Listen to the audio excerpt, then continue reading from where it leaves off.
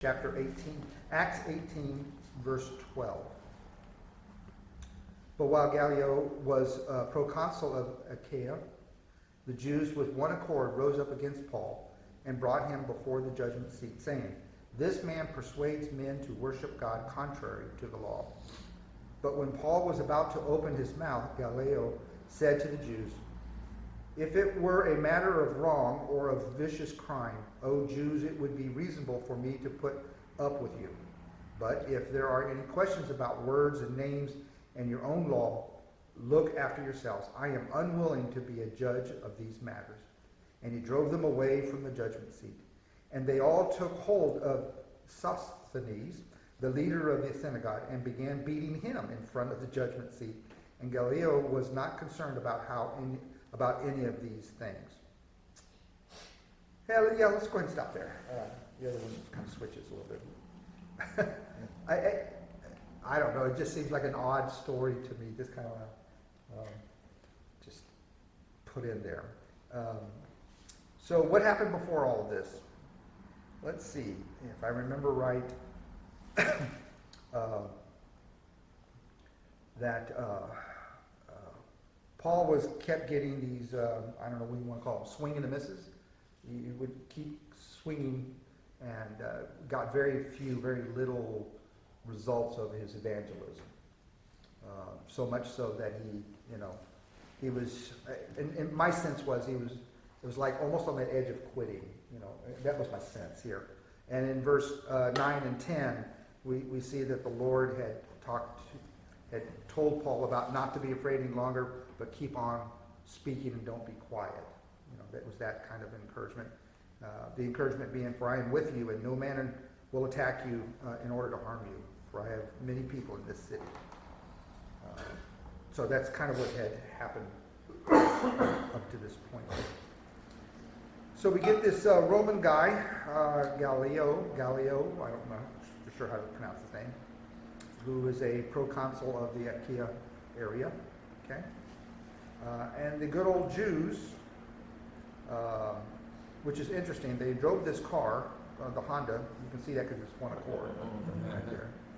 Thank you. I'm here all week. Rose up against Paul and brought him before the judgment seat. So what do you think is going on here with these Jews? They're tattling on their brother and their mommy. Put it bluntly. They have their own rules, and the culture at the time was they controlled their own people, so to speak. Mm-hmm. But certain judgment, especially capital punishment, was supposed to go through the government.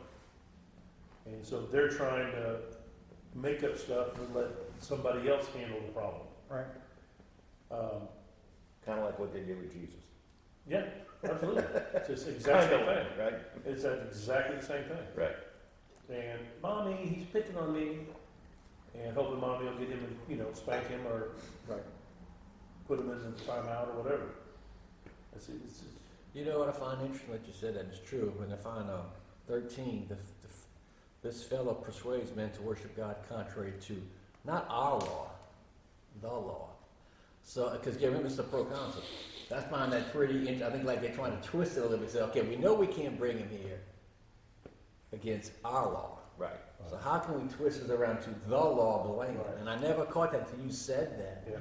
It seems like they were trying to go around it because of capital punishment or something. They want this man thrown in jail, and we can't do it for our law. So let's see if we can twist it around to the law. To try to get the Roman government to silence Paul. That's right. Something like that. And it's no different than, I got 3 grandkids, and they do that all the time. "Mom." Play the parent. That's all they're doing. They're just crying out because they can't handle it themselves, emotionally or acceptably or whatever. And again, what is their driving force? What are the Jews' driving force? Why? Why do they bother? Power? Control. Power, position. Yeah. I think I really believe. Look, we got to come back to even today to talk to a Jewish person. They are really into that. They're law based. So they really believe what they're doing, what Paul was preaching was wrong. And whether we agree with it or not, their heart was behind it because they're not thinking forward.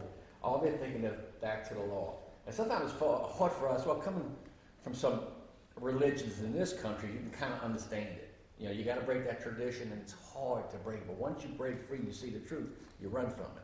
Right. So I think it's easy for us to say on this side, 2,000 years later, well, yeah, no, I think some of it was power, I get it, but I think a lot of the common folk, they thought this was, the law is, we're the Jews, we're God's people, we got to keep this law. Right. I don't care what Paul says. And it's beyond just keeping the law, it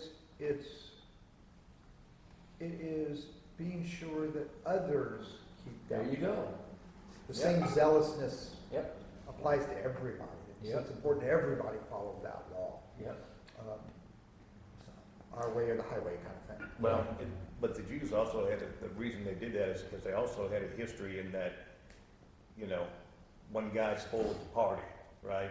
I mean, they have history of one guy keeping the stuff that they were supposed to give away, and there's a curse falls on the entire generation at that time. So there was always that, making sure that everybody falls in line with exactly what's going on. You know, everybody's obeying the rules, everybody's obeying the law. So. Yeah, and that's true, because, if you read the first 9 chapters of, or the first 20 chapters of Ezekiel, it's all about punishment. Right. And the punishment all about what they were doing. Yeah. It's very interesting, people don't realize that. This went over 20 or 30 years with the Babylon Empire. Just read Ezekiel, then stop at verse 20. All the first 20 chapters are all about, you're right, the leadership and the people followed of not keeping the law, worshiping false idols, and there was severe punishment for the Jews. I mean, they were brought off to Babylon 3 separate times. Right. So I think it's pretty critical when you kind of think properly for what they were going through. They were protecting. They were, yeah. Protecting Now that's gonna make them society, right right. because the Messiah did show up and Paul was preaching their Old Testament to them. But you can kind of see where they were at. Right. So we see in the next verse 14 that Paul was just about to say something. But instead, the Roman here says to the Jews, and so I get a sense that he's not really super impressed with these people. No. As a matter of fact, maybe a little bit fed up with them and kind of saw right through what they were saying here about. That's a good way to well, say the it. law, Yeah. it's not this. It's not the law of Rome. This is the law of you guys, and you're trying to manipulate me. It says if it were a matter of wrong or of a vicious crime, in other words, a real criminal thing here, Jews, it would be reasonable for me to put up with you. What's the implication of that? So the opposite of being put up with you is I'm not putting up with you. Right. That's the opposite of that. Getting back to your kids analogy. I'm not putting with your kids. Yeah. I like That's it. right. Yeah, it's a good Yeah. way to say it. I mean, it is. And so they're basically, but if you, there are challenges about words and names on your own law. So there's that. He sees that to be a judge. And so he drove them away from the judgment seat. So drove them away. I'm sure they didn't get back in the Honda Accord and drive away. They left that one accord, right? They left in one accord. Surely it meant he got the Roman guards and chased them out of the council area, right? But these guys were apparently not going to take that, at least not at first, because he says in 17, or it says in 17, or is it, and they all took hold of Sosthenes, the leader of the synagogue, and began beating him. So before we do that, so they were still in the council seat area when this happened here. So this Sosthenes, leader of the synagogue. Well, if you just go right up to verse 8, it was Crispus who was the leader of the synagogue. Okay? But apparently he got kicked out because, well, I'm going to guess here, because he believed in the Lord and with all his household. Right. Okay? So he wasn't before. That's pretty cool. He wasn't the politically in the connection any longer. Ah. Okay? So they bring in the new guy, and so the new guy gets beat up. But look who beats him up, though. Yeah, exactly. The leader of the synagogue and began beating him in front of the judgment seat. But it's the Greeks. Yeah, It wasn't the Roman rulers. It Or it wasn't the the Jews, authority. it was the Greeks. I'm trying to confuse it. It wasn't the Christians necessarily. Why do you say that? Read your version. Mine says all the Greeks. Mine says in 17, then all the Greeks Ah. took Sosthenes, the ruler of the synagogue, and beat him before the judgment seat. See, mine just says, and they all took him. Yeah. Yeah. So it left off that, to me, a critical. Yeah, oh, critical it's, to me, distinction there. this means not the, Jews. it says You're right. Gallio did not take notice or something like that, took no notice of him. So it Well- wasn't like he said, hey guards, Oh. teach my Here's lesson a before good you point, kick him though. out. See, this is the key, though. This is what I hate about translations and who's. Look at the bottom. The original text says what yours says. They all. Now that's the problem. Would be they all would be. Is it the Jews or is it the Greeks? Yeah. And I guess they're trying to read the context of all this, and it's saying, which I guess you may have to go back to Roman law. It might have been the Jews couldn't beat up, so the Greeks. That's good. The Greeks might have done it because they were so fed up with the Jews. Now here's our time to beat them up. I never looked at it, but Yeah. yours is correct. The original says they all. Yeah. Oh, So I don't know what the right answer is. Oh, I don't know. that's But- a good point. But because they said right after that, Gallio took no notice, either, I mean, he could have said, hey, take care of these guys, and just kind of turned a blind eye to it. But the way it worded was almost like, y'all kids are squabbling, y'all just go take care of your own business. Mhm. I don't care. And he's not intervening because he doesn't see it as a crime or it's just, hey, they're just roughing them up. Yeah. So But you can see it the could have been his own staff, but I would think it's But not. because here's the key what I was going to say. If you're a ruler of the synagogue, under the law, because this is what people don't realize, when Christ was prosecuted and murdered, they broke down how many parts of the law. Right, right. Okay, a Jew cannot beat up the ruler. They have to bring him before the court and go through the process. So this is why they probably put Greek in there, because they're saying, well, the Jews wouldn't do this. Because as a ruler of the synagogue, theoretically, they really can't, because they're going to break the law. You got to go through the process. So that's why it probably was the Greeks taking this opportunity. Take the opportunity to say he ain't gonna do anything about it. That's right. Yeah. Yeah. Yeah. I think we should call a friend. Hey, Steve. What do you think? About whether the Greeks or it was just everybody? I don't know, I just was briefly puzzling on that, and I don't know, how's that for an answer? I think that's a great. I Frank, think we all don't know. hanging it up. Are they in Greece or where are they? Yeah. Maybe this church is in Greece, I don't know. But too, yeah. that's Okay. good. Well, the Greeks would be there.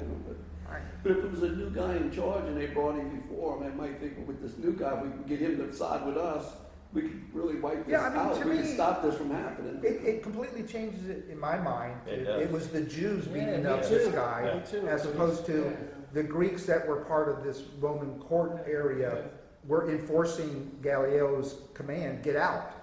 To me, it's a completely different end here. The lesson I'm getting out of this is a reminder that you cannot just take one scripture Yeah. and just say, this is the gospel right here. This is the whole truth. You've got to use those other translations to help us Yeah. understand the full picture of And then guess what? I love what Steve said. Either answer could be right. It's an important, not really, but it's pretty interesting that we got to look at it from both point of views. Either way, we know the bottom line is who got beat up, Sosthenes. Sosthenes got beat up. felt the wrath of somebody. And an interesting thing is, Steve, if you could go to 1 Corinthians 1, verse 1 and 2. Okay, we can do it, let's see, I was off somewhere else. 1 Corinthians 1 and 2. Yep. It says, Paul, called by the will of God to be an apostle of Jesus Christ, and our brother Sosthenes, to the church of God that is in Corinth, to those sanctified in Christ, called to be saints together with all those every place call upon the name of our Lord Jesus, both their Lord and ours. Oh. So Sosthenes became a Christian. Yes, you did. How's Yeah, that? right there. Is this the same one, though? Yes, it is the same one. I The would- commentaries I've read all say I would have to. it was the yeah. same one. That's why we probably put it in. Yeah. This commentary is showing this, the beating here. I mean, it was done by the Greeks, yes, but he's showing it as probably anti-Semitic acts. And the first one being that who's the pro Gallio? Got it. He just did completely dismissed the case, didn't show respect to both sides, so really just downplaying the role of the Jews. And then the Hellenistic crowd, they grabbed Sosthenes and beat him, and he showed no concern whatsoever. So this interpretation is that these are kind of anti-Semitic acts toward the Jews. They just took advantage of the situation. Yeah. Which makes sense. Mhm. And I've always read that it was the Jews beating up their Yeah, own. me But too. I think it specifically mentions the Jews every time, but mine doesn't say the Greeks. It says "and they all." Yeah, that's, So if it was the Jews, it probably would be saying the Jews. So Yeah, I'm with you. They would have. You're Yeah, right. take a Yeah, step it back. says They were, Greeks. there's a judgment seat. Who could have been in that, and I'll say room, courtyard, whatever? Like today's court, you can go sit in any case you want, generally. Just sit in the back, keep quiet, you can. So I wonder, when they have these cases, I'm sure there's people that would, people would go see a hanging, in the old Wild West days. So I wonder who was in the judgment seat area, courtyard, room, whatever. Were they Jews that came along with the Jews? Was it Paul's friends? Probably not. Was it local Greeks, for the show? I have a feeling it's Well, if you- I call it the crowd. yeah, I mean, if you go back to Jesus' trial, there was a crowd, Yeah. right? It says there was a crowd at the hearing because Well, they some of all- that was seated, C-E-E-S-E-E-D, right. with the guys, crucified. Sure, but yeah, So that's what the common belief is. right, But my point is there's a crowd around them. yes. And I think that's the all Mm-hmm. when they beat them up. But who makes up that? And I don't know, I wouldn't be surprised if it's just commoners, if you want to call it that, on the Sure. street looking for a free show. And that's getting it back to they're probably non-Jewish, non-Christian, Yeah, well, Hellenist, whatever you call it. and look, I'm gonna tell you, I always read a judgment seat. You think of the synagogue, but the judgment seat was the proconsul. So you're Right. right. It's all Roman, yeah. Greek. It's all non-Jew as But far it could have as been just the rabble, just Yeah, the, that's what it was. I you know, think. and they just use this term. I don't like the word anti-Semitic because that makes it sound like if you do anything to a Jew, you're anti-Semitic. But It's a you know, shame that, but that's what it's we've come to affected a the same society. Anytime you disagree with somebody, either you hate them, you're woke, you hate For them, them, or you're yeah. anti-Semitic. Especially if you're a white male. I'm sorry, I gotta say it for what it is. yeah, No, I just disagree with you. exactly. It's just the way it is. I don't hate you, I just disagree. That's what we've come with society. There's no more dialogue. Either you're with me, and even within the church, either you're with me or Or against me. Yeah. I mean, If we you're hold, against me, it's because I'm black, white, Right. whatever. or you're Yeah, Baptist, they- and you're independent Baptist. Yeah. We're gonna throw all kind of stuff in. You can't have a dialogue like this because no, you're against me. No, that's just wrong. But I have a Right. feeling this was the crowd Yeah. that beat him up. Poor Sosthenes. He says, "Actually, I'm done. I'm become a believer. I'm getting out of here. I want that first. I wrote in my Bible. Go to 1 Corinthians 1 and 2. But you know, That's 2 for 2 of the synagogue leaders. Yeah. Mm. This guy just got a promotion and gets beat up. yeah, but think about it. This could have been what caused him to be a Christian. Bear with me for a second. Oh, yeah. Seeing Oh, Paul yeah. in that way he handled himself, Yeah. he might have been saying, "Hey guys, leave him alone." He could have just been sitting over the corner. Sosthenes may have seen that example and said, "I want what you have," Yep. et cetera, et cetera. That's people are watching, Yep. and this could have been what Yeah. triggered him to Yeah. start looking into it. If not- You're right. We don't have everything in here. Who knows? Paul might have went up to Sosthenes with this group of people and ministered to them. Said, "Hey, you just got your tail whipped. Let's come over here. We'll take care of you." And have a look at it. Luke doesn't tell us everything. We know Right, that. right. So that's a good point. What made him from 1 Corinthians become a believer? We don't know, but it's It's so only affected like his life. 12 pages across. I mean, so it Yeah, could yeah. have been very long. Oh Lord, All right. I didn't realize. Okay, so let's go on to 18. And Paul, having remained many days longer, took leave of the brethren and put out to sea for Syria. And with him were Priscilla and Aquila. In Cenchrea, he had his hair cut, and he was keeping a vow. Let's stop there. Keeping a vow. So, what is this? It's a Nazarene vow. it's a Nazarene vow. Right? That's true. But mine doesn't use the word Nazarene in that. How do you know that? I just did. It's a miracle. Wealth of knowledge. It's actually, what you're just saying here, people get around and discuss this, and they say trouble, because they try, and the legalistic people try to go down this rabbit hole, if you know what I mean, instead of just saying a lot of them say, well, we don't know. It's Nazarene, but what was Paul? Why did he do it? Was he trying to keep the law? All kinds of stuff. It's So trouble. what is this vow? What is this Nazarene vow? What does that mean? Well, was the Nazarene vow the same vow as Samson did, at Samson? So Samson was never Yep, cut his hair, exactly, right? exactly. Yeah. So it's right. Yeah, but he said he cut his hair. Yeah. So this may have been some kind of personal vow or something. It's a Nazarene vow, but the vow is like, it's something you would do is, and I'm not gonna cut my hair until I fulfill what God told me, or vice versa. Oh, I see. Yeah. Until I fulfill what, it's a vow that I make before God, I'm not gonna do something until I fulfill this vow. So if that's the case, some milestone happened that he had promised, I assume God, to do something. Yeah, it's Or not do usually something. it's usually in the form of some religious act or something that is spiritual Yes. act that you're Exactly. committed to. Well, But I want to be clear. This has got nothing to do with Paul's belief of salvation. It's That's right. through Christ and the resurrected That's right. Christ alone. Right. This is just something that he does to worship God in his way. Paul is a Jew. And it's extremely important we don't ever forget that. He's a Jew.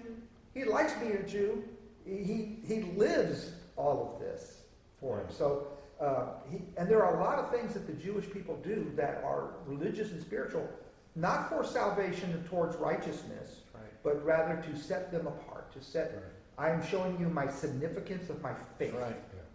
that is going on here. That's what this is. And this would got, you got to read between the lines. Remember when Paul was brought before the court? This is all kind of, you don't read this, but you got to look at the backstory. This is when he took Silas, I think who wasn't circumcised. All this kind of goes into that because it kind of goes, and they thought he was breaking the law and all kind of stuff. So it was kind of in there. But it's just Paul always kept, people think Paul just became a Gentile. No, he didn't. Paul kept the traditions of the law. Right. He did, but he never tied it into salvation. Right. He'll tell you that. Right.